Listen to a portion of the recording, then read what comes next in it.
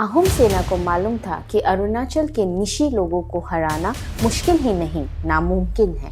ऐसा तभी पॉसिबल होगा जब एक हाथी चूहे के बिल में घुस पाएगा।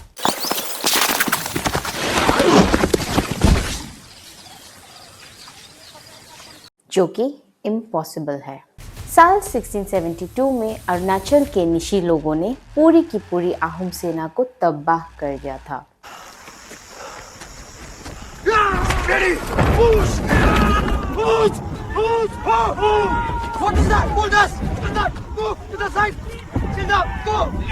साल था 1672।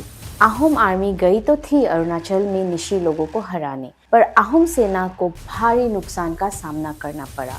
The whole Ahom army perished in the jungles of Arunachal Pradesh. Nishi लोग माउंटेन्स और पहाड़ों में फाइट करने के लिए एक्सपर्ट माने जाते थे।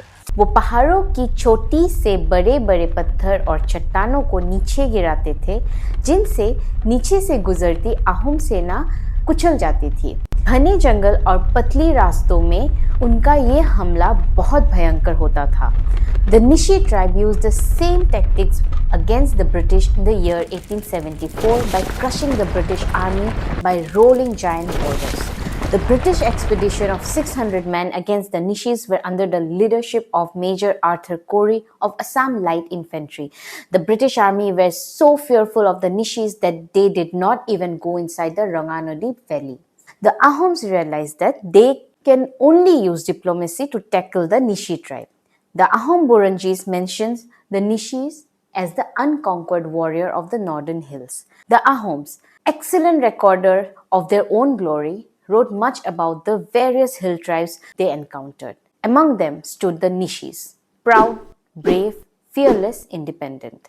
Do you know, 600 Nishi men joined the Ahom army in the year 1713?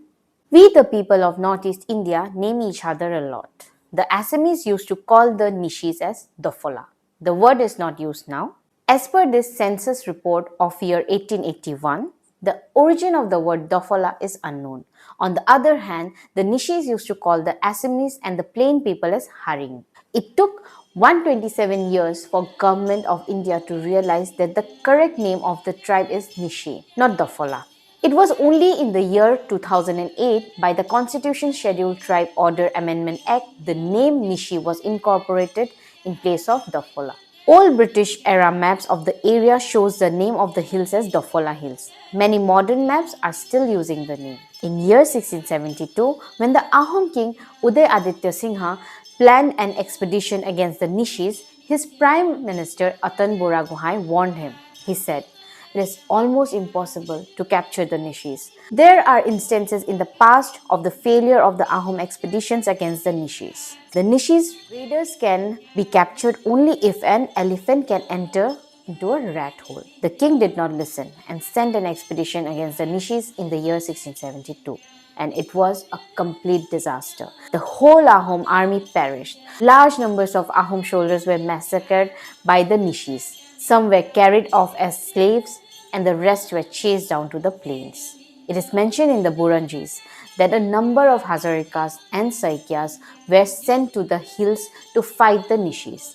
The Ahom army was surrounded by the Nishi army, and they massacred many Ahom soldiers. Many commanders were taken alive.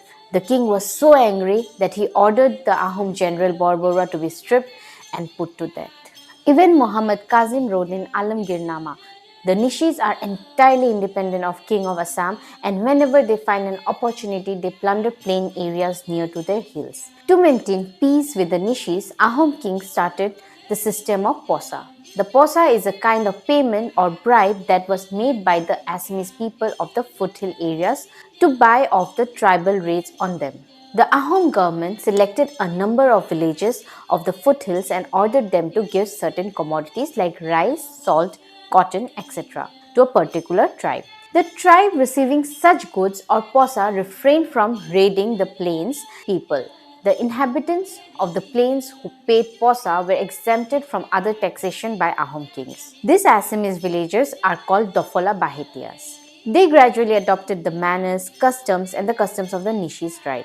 So, there was always a cordial relationship between the Assamese and the Nishis apart from the occasional fights. In return of the Posa system, the Nishis provided military assistance to the Ahom kings and protected the borders of the Ahom kingdom.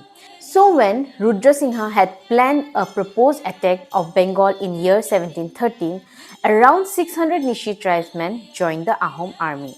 This Posa system was so effective and efficient that it was even continued by the British administration. Posa system is a key factor to understand the shared relationship between Nishis and Ahom kings and later with the British government. Edward Gait writes in History of Assam that the Nishis were permitted to levy from each house as a posa, one portion of female dress, one bundle of cotton thread, and one cotton handkerchief, which was later changed into fixed monetary payments.